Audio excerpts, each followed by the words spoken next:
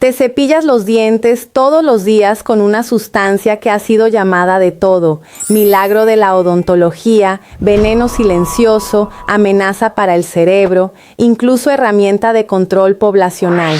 Esa sustancia es el flúor, y aquí empieza el problema. En Internet el flúor vive en dos extremos. Para unos es el héroe que salvó millones de dientes. Para otros, una toxina escondida en tu pasta dental y en el agua.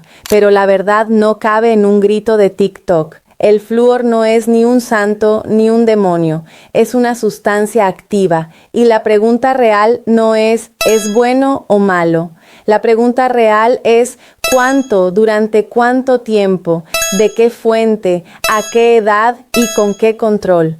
Lo más curioso es que el flúor no entró en la odontología porque alguien buscaba una sustancia mágica para proteger los dientes.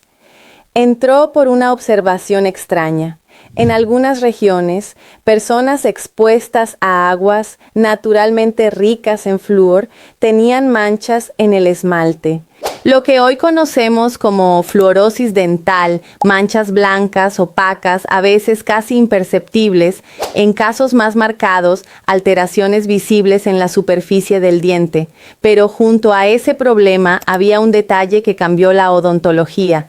Esas mismas poblaciones parecían tener menos caries, y ahí nació la paradoja. Una sustancia capaz de alterar el esmalte también parecía hacerlo más resistente.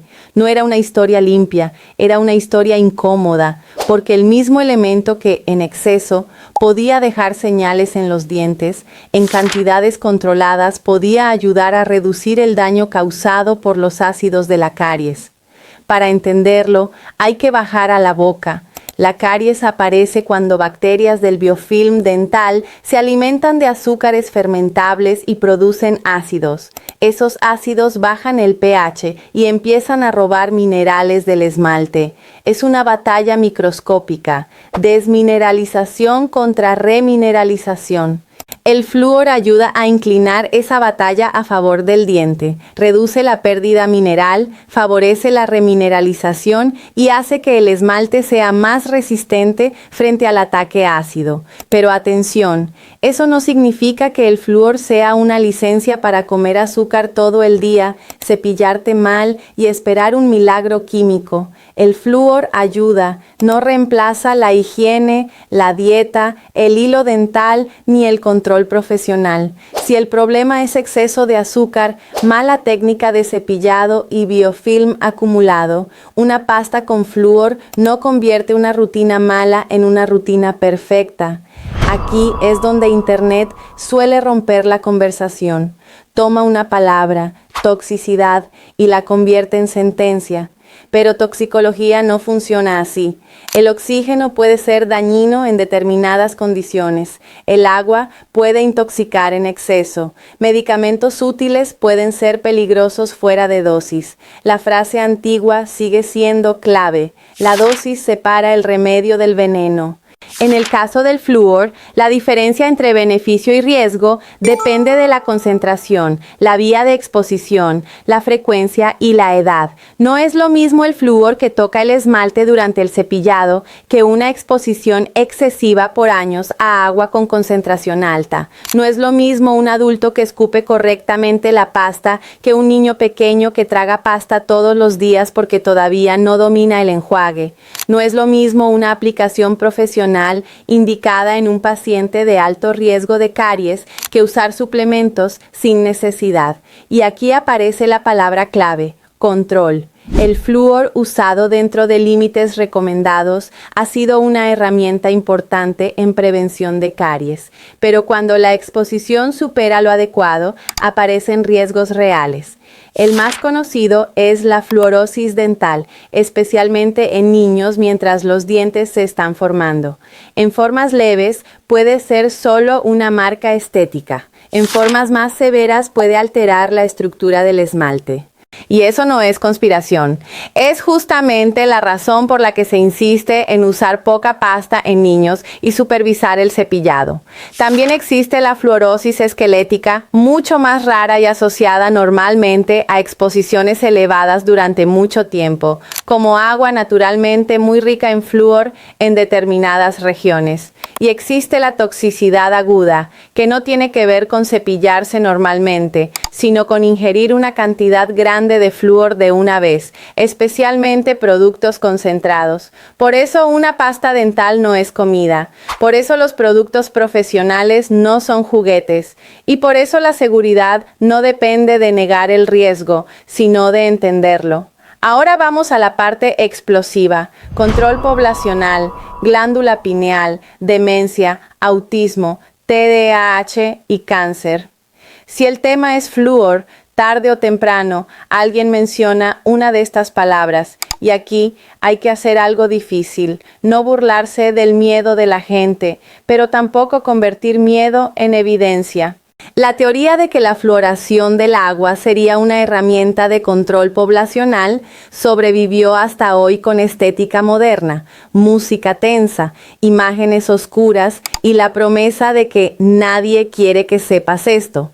El problema es que esa narrativa mezcla hechos reales con saltos enormes. Sí, el flúor puede ser tóxico en exceso. Sí, la exposición debe ser controlada. Sí, hay debates sobre fuentes acumuladas de flúor, pero de ahí a decir que cualquier agua fluorada en niveles controlados es un plan de control mental, hay un abismo. Con el cerebro ocurre algo parecido. Algunos estudios observacionales han investigado asociaciones entre exposiciones más altas al flúor y ciertos resultados neurológicos, sobre todo en contextos de alta exposición ambiental.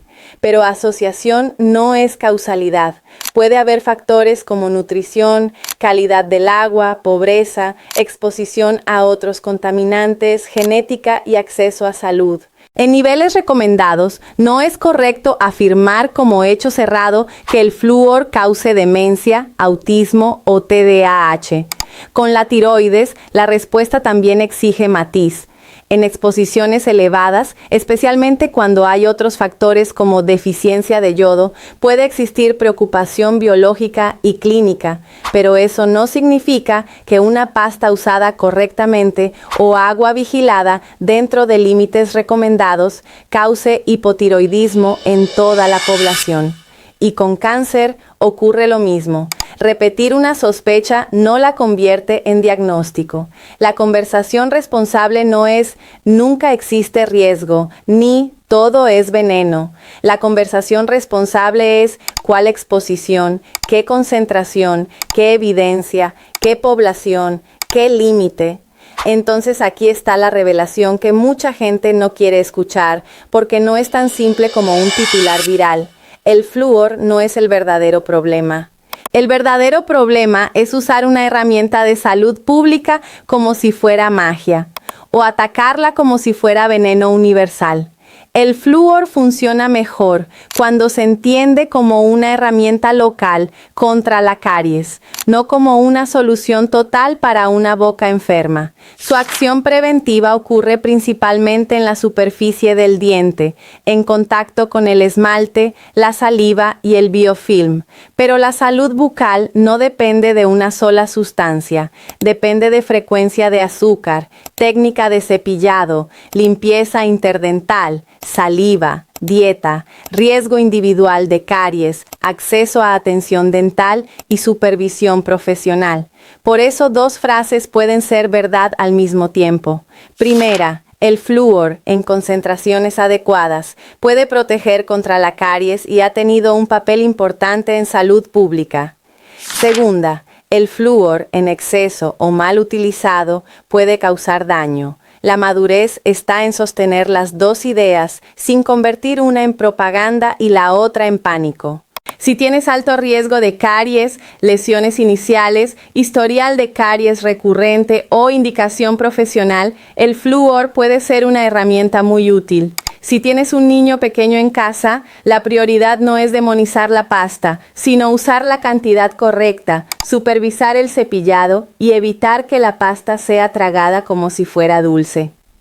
Si vives en una región con agua naturalmente rica en flúor, la conversación cambia y requiere control. Si usas suplementos, enjuagues o productos concentrados sin indicación, ahí sí puede haber exceso innecesario. La respuesta no es miedo, la respuesta es criterio. Agua monitorizada, pasta en cantidad adecuada, niños supervisados, productos concentrados en manos profesionales, menos azúcar frecuente, cepillado bien hecho, limpieza interdental y una idea simple pero poderosa. Ningún ingrediente salva una rutina mala. Al final, el flúor nos enseña una lección mayor que la odontología. Una misma sustancia puede ser protección o riesgo dependiendo de cómo se usa. El error está en buscar una respuesta emocional para una pregunta que necesita contexto. Así que te dejo una pregunta para los comentarios. Antes de ver este video, ¿qué creías sobre el flúor? ¿Que era totalmente seguro, totalmente peligroso o que nunca te habían explicado bien la diferencia? Porque tal vez el verdadero problema no era el flúor, sino la forma en que nos contaron la historia.